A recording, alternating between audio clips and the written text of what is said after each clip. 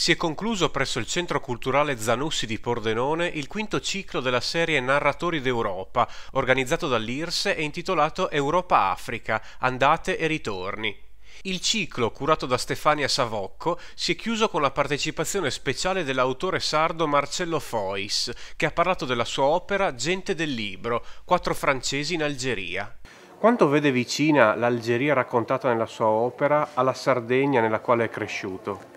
In qualche modo sono una metafora dell'altra, nel senso che spesso i posti producono delle resistenze che dipendono dalla propria storia, no? Qualche volta noi diamo motivazioni caratteriali e questo è il colonialismo, no? Si preferisce pensare che le popolazioni siano buone o cattive, spesso invece è solo la storia di questi territori che determina poi certe reazioni, più o meno positive.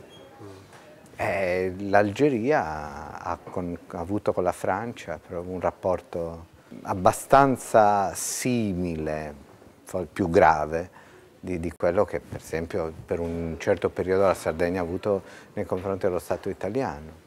Ho scritto Algeria, potevo scrivere Corsica, non cambiava granché. Lei ha conosciuto il Friuli grazie ai racconti di suo nonno, Sì. da cui forse ha tratto ispirazione per la sua ultima opera, Nel tempo di mezzo. Sì. Cosa l'aveva colpita di questa terra?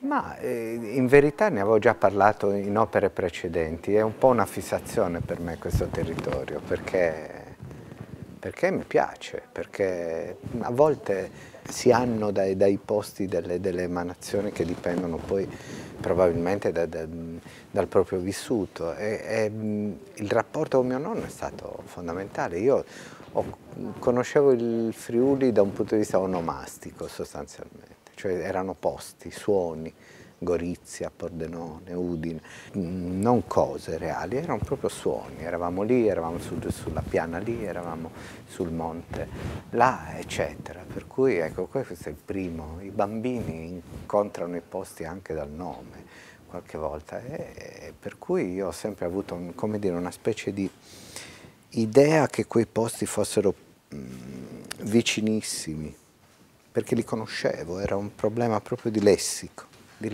sostanzialmente.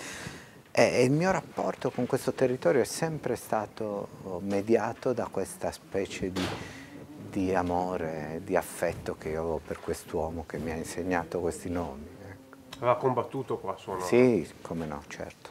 E poi si era trattenuto a Trieste dopo la guerra con l'esercito per la riorganizzazione, diciamo, no? Quando la città era bella confusa. Insomma. Cosa fa di uno scrittore un grande scrittore? Scrivere bene. Scrivere bene è sapere più di scrittura che di scrittori, cioè essere più ferrato nella scrittura che nell'essere scrittore. Un'operazione artigianale? È un'operazione, non direi artigianale, direi l'artigianato certo c'entra, poi per quanto mi riguarda c'entra anche moltissimo, direi che è un'operazione culturale, cioè l'idea che la scrittura è più importante dello scrittore. E i grandi scrittori sono tutte persone che hanno messo la scrittura al primo posto.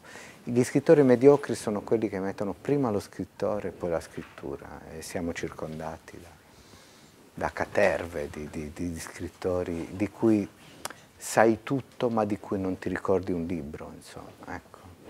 Invece io vorrei che si ricordassero i miei libri e non si ricordassero come mi chiamo io. Questo sarebbe importante. Io credo che questo sia un grande scrittore.